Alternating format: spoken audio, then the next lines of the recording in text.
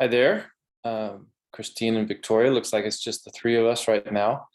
I don't have anyone helping out, so if someone puts a question in the chat, I'll have to come back to it later. Otherwise, I'm going to get started by sharing my screen. I believe that's what I want. Play it. Nope, that's not what I want. Okay, there we go. All right, so welcome to the weekly installment of the Desert Tortoise Botanicals product presentation. Today I have a group of products that I'd like to go over with you. These product presentations are meant to empower individuals to make informed decisions about their health. And following through with the original mission from when I started this business in 2005 was to bring the medicines from the desert and the mountains, and also some of the organic gardens as well, to the people. And so that's what we continue to do at Desert Tortoise Botanicals, despite all adversity. So today, normally these run an hour, and I simply don't have an hour today. Juggling quite a bit, and as usual, but it's even more exceptional right now. So I'm going to try to limit this to half an hour, and I think that'll give me time to cover what I intend to cover. So Oxymells. Who's familiar with an Oxymel? Maybe you are from our products. When I first heard of Oxymells about a decade or so ago, after having already gone through Michael Morse herbal training at the Southwest School of Botanical Medicine and all the other explorations I've done on my own, on herbs, I hadn't come across this term. So an Oxymel breaks down two parts. In Latin, we have oxy, which means sharp. And then we have mel, sweet, or honey. So something that has a sharp and a sweet flavor, or acid and sweet. Thereby, most Oxymells have been made with vinegar and honey. You can also make an Oxymel with lemon juice and sugar, or if you had a lime tree and a date tree in your yard, you can juice the limes and then make a syrup out of the dates, and that would create an Oxymel. Granted, you're going to have different properties depending on what types of acid and what types of sweet you're using. But the concept is as basic as that, a sharp and a sweet. And it's been determined thousands of years ago that this particular combination is an effective respiratory and digestive tonic. So apparently Hippocrates wrote about this in his time, or whomever he was, or the group of people known as Hippocrates, whatever that may be, bit of a mystery. And an Oxymel, just without any herbs added, just that sweet and the sour parts together, served as a respiratory and digestive tonic. What does that mean? In general, it would be something that tonifies digestion, i.e. it helps digestive activity come back onto the midline or to baseline effect, you might say. So there's ample digestive juices added to digestion, and peristalsis is functional from one end to the other. So it's an optimally functioning drawing in of nutrients from the food and expelling whatever wastes are left over. So a digestive tonic can contribute positively to that whole process. And in general, as a respiratory tonic, an Oxymel will do something similar in terms of tonifying the respiratory organ if there's deficiency somewhere, say where oxygen isn't more fully moving into the lung tissue, that could expand and enhance or increase, and or the release of waste products, i.e. phlegm, that is accumulating in the lungs. So there could be a drying effect as a result of using a respiratory tonic. So this is where we can amplify or concentrate effects with the herbs that we understand to have particular actions on these organs. You can also conceivably move Oxymells outside of these two organ systems, respiratory and digestive, which are two of our more extensive organ systems. When we look at upper and lower respiratory and then digestive moving throughout the whole body, also known as the donut hole, that doesn't enter into the body per se, but interfaces with the more intimate portions of the body, remaining somewhat, quote, outside of the body. But we can also, and I have created other Oxymells. Currently, I just have two in stock, and those are the two that I'm going to go over today, but I have previously created Oxymells that target the lymph system. You could also target genitourinary tract. You can also target the biliary apparatus, liver and gallbladder, which is indirectly or tangentially related to the basic premise of an Oxymel as a digestive tonic, because liver and gallbladder are part of that. When we're talking about digestive system, it incorporates quite a bit, because it's not just the stomach, of course, it's everything from the mouth to the anus and in between. Also the pancreas and the spleen and the liver and the gallbladder, as mentioned previously, and the lymph system is included in that. In fact, most of the gut lining of the small intestine, I should say, is lymphatic tissue as well. And then the lymph is, of course, scattered throughout the body. Okay, moving forward with the first product. This is my Yerba Santa Oxymel, which derived initially out of a class that I taught, I don't know, a decade ago, perhaps, maybe even a little bit longer than that. Maybe someone here would remember, but it was an in-person class, as all classes pretty much were back then. And we broke out a number of local plants, and I put them together to demonstrate an Oxymel. And I wanted to see how these plants work together. Now, this is a somewhat altered recipe over time, but the Yerba Santa and the spikenard have been consistent, and then the ginger, clove, and anise seed have also been consistent. So one question I got last night in a brief presentation that I made was how these do I explore how herbs interact in formulation? And yeah, there's theory that goes into that as part of herbal energetics. And so there's an aspect of that I can speak to here. And then there's also something else that just happens beyond, you could call it a synergistic effect, that I witness once the formula is made and see how people respond to it. And the synergistic effect of this formula has been fantastic, where I get people, whenever I make a product in a class or make a preparation in a class, and then many people contact me afterwards to see if I have more of it, then I know that we did something well.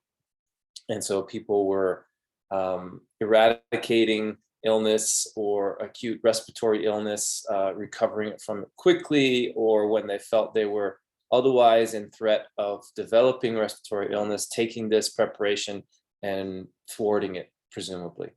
So those are some of the benefits, you might say, of utilizing Yerba Santa Oxymel.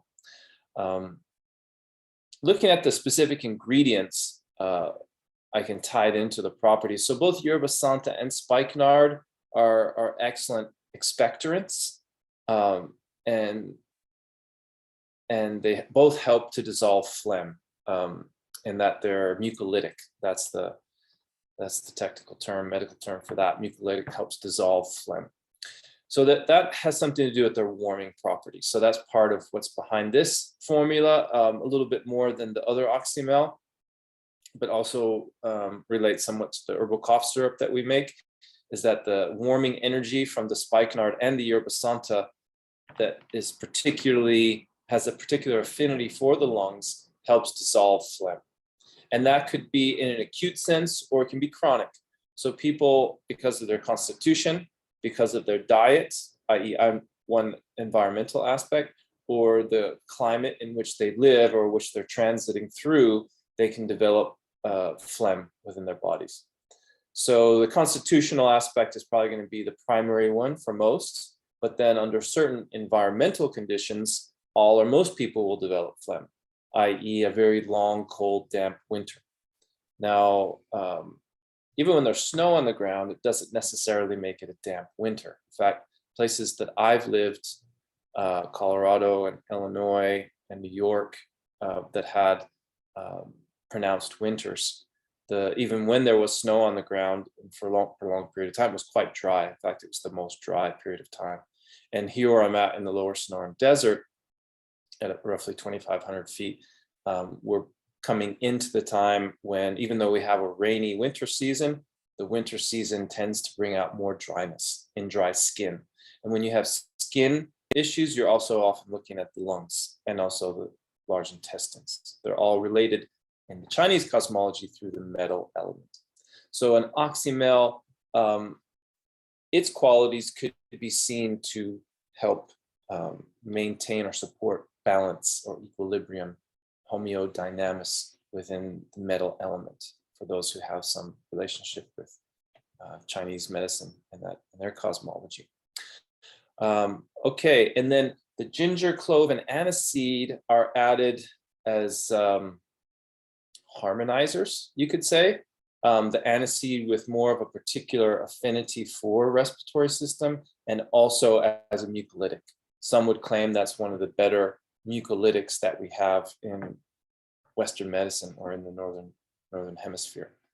It is a relative to osha, celery and carrot for that matter as well, but other angelica, and cilantro, for example. But osha and angelica are other mucolytic, stimulant, pungent herbs with the affinity for the respiratory system, whereas aniseed is much more gentle in its effects. I believe it's one of the ingredients in the after dinner candies, carminative candies that you would find at an Indian restaurant, for example. So aniseed blends well with the concept of the Oxymel as both a respiratory and a digestive tonic.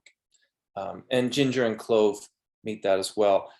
Clove and ginger are carminatives. They're also pungent herbs that have ginger especially, but clove as well, that help diffuse energy, help diffuse blood out to the surface, and help diffuse the effects of herbs more globally in the body. So those are two reasons to have those in there. And anytime you open up, you stimulate digestion, you open up digestion, and you also enhance assimilation of herbs. Or anything that you're ingesting, nutrients of some sort. In the elecampane, I've taken to adding that in when I've dealt with severe coughs in the past. Aside from unique combinations of herbs that I've gathered from the wild and then cooked up in mesquite syrup from the beans, which I intend to do again soon and have that available on our website. That had been phenomenal for cough.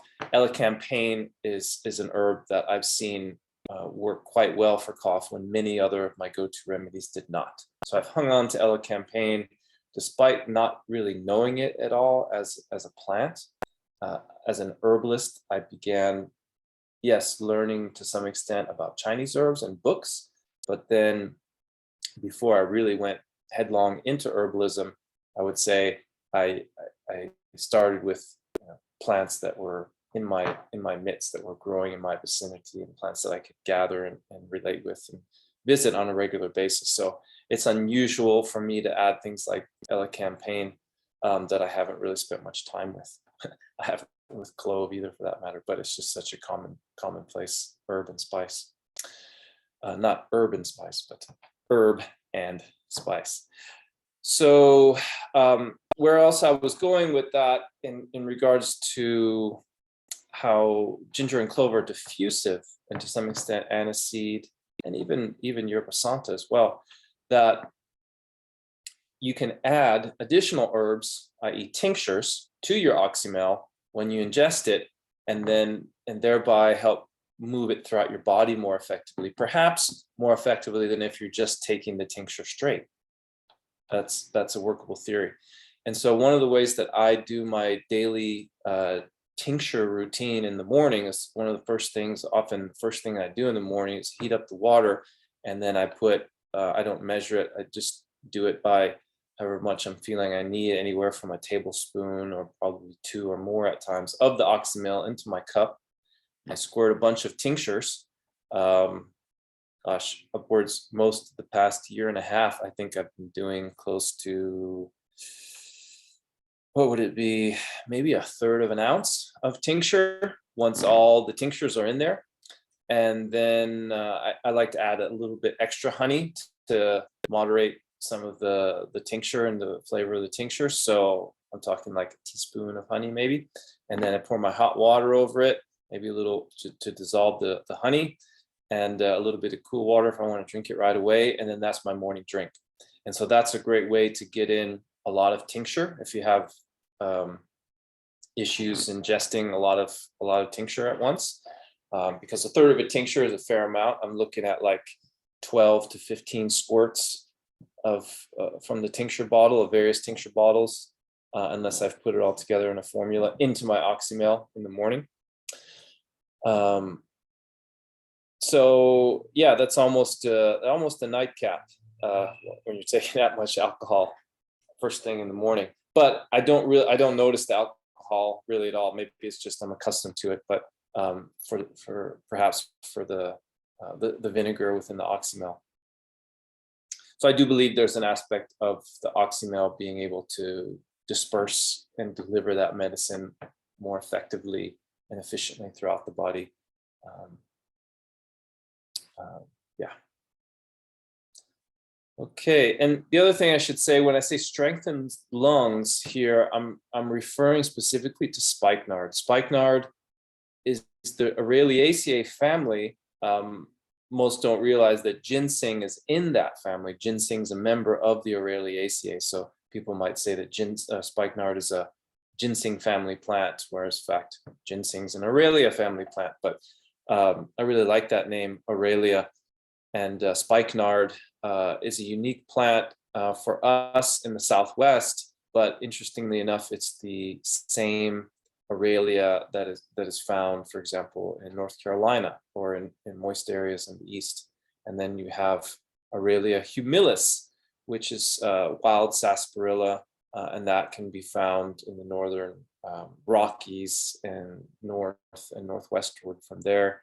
And then there's Aurelia racemosa, which is a coastal plant, California, in moist areas, probably from central to south central coast of California, northwards into Oregon. And so they're all very relatable and interchangeable. And I particularly like Aurelia racemosa. In this case, we're using the root in this preparation. Okay, so I'm going to move on to Holy Basil Oxymel. This is made from organic Holy Basil that I grow myself. Sorry, disregard the ingredients. I didn't have a chance to switch that out, but I am right next to it, so I can give it to you live if you're not already looking at it on the website. But the ingredients, to clarify here, apple cider vinegar, of course, again, organic wildflower honey, holy basil, either fresh or dry, and then I add pomegranate rind, orange peel, in this batch, red root, cardamom, and shatavari. I've changed the most recent batch to not include the red root or shatavari, but so I'm playing around with different spices. So the orange peel and the cardamom, for example, in the holy basil, I just feel as my cook's palate likes cardamom and holy basil to go along, cardamom and orange peel to go along with the holy basil. Whereas I was using clove and ginger with the yerba santa and spikenard. So that's a little bit of just my artistic tastes there, but also I think in terms of what I was already describing for the yerba santa Oxymel, those spices work well in that scenario. So some of the properties here of the holy basil. Holy basil is similar to yerba santa, but definitely more diverse and maybe a little less pointed in its actions, but does have particular affinity for the respiratory system. It's been a traditional herb used in India to help relieve congestion in the chest or any acute respiratory illness. I believe people also use it for asthma to enhance breathing. So therefore, I think an Oxymel works really well for Holy Basil. This has been my daily Oxymel for most of the past year, at least the past 6 to 8 months. Joint inflammation as well. Holy Basil is a traditional remedy for arthritis, both the tea and other preparations. And probably most importantly, people know about Holy Basil in relationship to its mood elevating or energizing qualities. So personally, I cannot take Holy Basil past mid-afternoon if I want to be able to relax into the evening. So Holy Basil, I recall taking a tea of Holy Basil at 4 in the afternoon, and then all of a sudden realize I've just cleaned my whole house and it's 11 p.m. And I didn't really want to do that, but I felt compelled to do that once I had all the energy that Holy Basil had unleashed. So if you don't want to get really active in the evening, I suggest taking Holy Basil midday or earlier. But if you have anxiety, Holy Basil can be a good remedy at any time. In fact, I do know people who will take Holy Basil before bed because it relieves their anxiety. So there's a constitutional type, you might say, someone that's a little bit more wind and bile oriented, or you could say vata pitta oriented, they're more inflammable and have less density, more nervous system oriented. Those people might benefit from the Holy Basil in the evening and not be driven to greater activity. That's just a theory that I haven't fully seen proven out, but just from what I've seen, that makes sense to me. And then, yeah, Holy Basil has mild detoxifying properties as well. It's in the mint family. It's related to basil, but it is not the same thing as basil. It's not just a moniker for a different strain of basil. It is a different species known as Ocymum sanctum. There are at least 2 species I know that have been called Holy Basil or Tulsi. Another one is Ocymum gratissimum. We grow Ocymum sanctum variety Krishna. There's at least 3 or 4 varieties of the Tulsi basil, and Krishna is one that I've grown for at least 15 years, and it reseeds itself readily, despite what I want it to do. So if you like to grow basil and you have success with that, you can probably grow Holy Basil as well. And we had a cross this year between the basil plant in our garden. So my Holy Basil doesn't have couple of the plants, the leaves aren't as hairy and more smooth, glossy and larger, and the flowers are not as pink. They're lighter in color like the basil white flowers, but it still has the clove-like flavor and smell, and that's the methyl eugenol that's present in Holy Basil that speaks somewhat to its joint anti-inflammatory actions on the joints, and its anti-inflammatory actions in the lungs, and detoxifying actions, and how it decongests the lungs as well. So again, just to mention it, those ingredients here are not the correct ingredients. I was doing a quick copy and paste 20 minutes before we're going live so I could get this together, and I didn't edit the ingredients. But for those just joining in, although I've already put it on the recording, the current batch that's available for sale, and I don't know if I updated it on the website, that can be difficult to keep up with, but looking directly at the bottle, in addition to vinegar and honey, we have the Holy Basil, pomegranate rind, orange peel, red roots, cardamom, and shatavari. So I'll say a bit about the pomegranate. Pomegranate was something I had available, organic pomegranate rind, and I thought it would blend well with the Holy Basil. And because it's an astringent herb, I thought it could be masked well in this honey preparation. Pomegranate has a lot of properties. Anti-infective in a variety of ways against a number of different microbes, viruses. I know germ theory is widely in question, and I understand that, and it's kind of like walking across a lake on driftwood, not having tremendous amount of ground to stand on, because I do have an open mind, but so I almost hesitate using the same phrases that I've used in the past: anti-inflammatory and antiviral, antimicrobial. As a vitalist, I'm more than open to considering the ideas that, the questions about germ theory. Let me just put it that way. So suffice to say that pomegranate has an ability to enhance our immunological response in a way that might otherwise be further destabilized as our inflammatory system kicks off and creates tissue degradation. So in addition to that, pomegranate's also been shown effective against aspects of insulin resistance, improving metabolic imbalances. Pomegranate's a really interesting herb, by and large overlooked.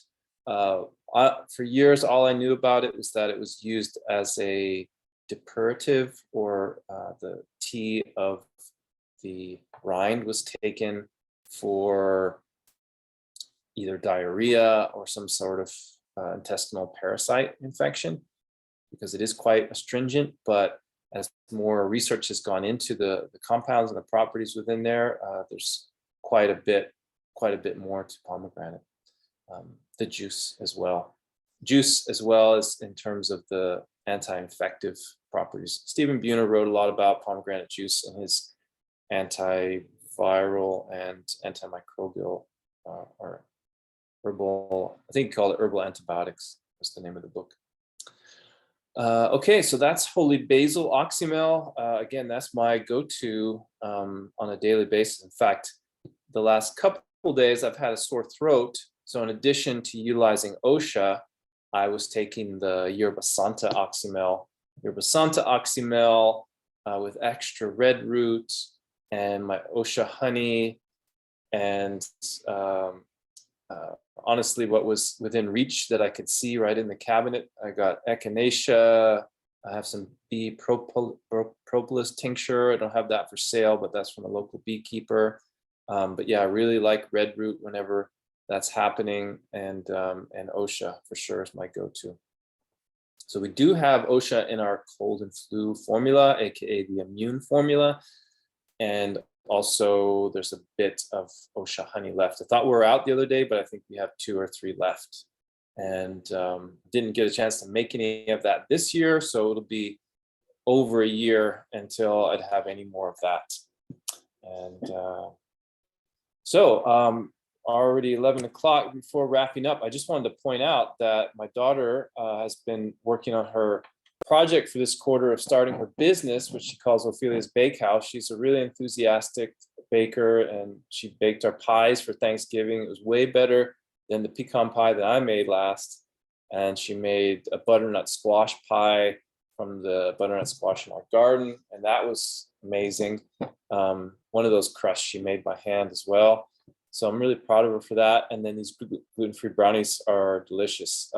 They contain organic butter and free-range eggs. We have a small amount left. In fact, I won't be in the office tomorrow. I have to leave. So I will be around for another hour today to process new orders that come in. Otherwise, orders will wait till Monday. But if anyone placed an order for 2 of got about 9 left in stock. If somebody ordered 2, I'd give them a 3rd one for free that I would ship out today. So just making that offer now to you who are watching. And and so hopefully she'll keep creating new things, and I'll be putting them on the website, whatever's amenable to shipping. So we appreciate your support there. And then if anyone is ever inclined to offer donation for what they glean or gain from watching these videos, there's no obligation whatsoever, but in case anyone's inspired, just wanted to put those up there. Those are ways which you could donate directly. I would always appreciate that. So thank you very much. and I'm gonna have to cut it short and get back to work. So thanks for joining. And again, for those who joined late, or those that can't hear me saying this now, I will be sending out the recording of this shortly, and that should be available for at least a week. Hope you enjoyed it, everyone, and wish you a wonderful rest of your day. Bye-bye.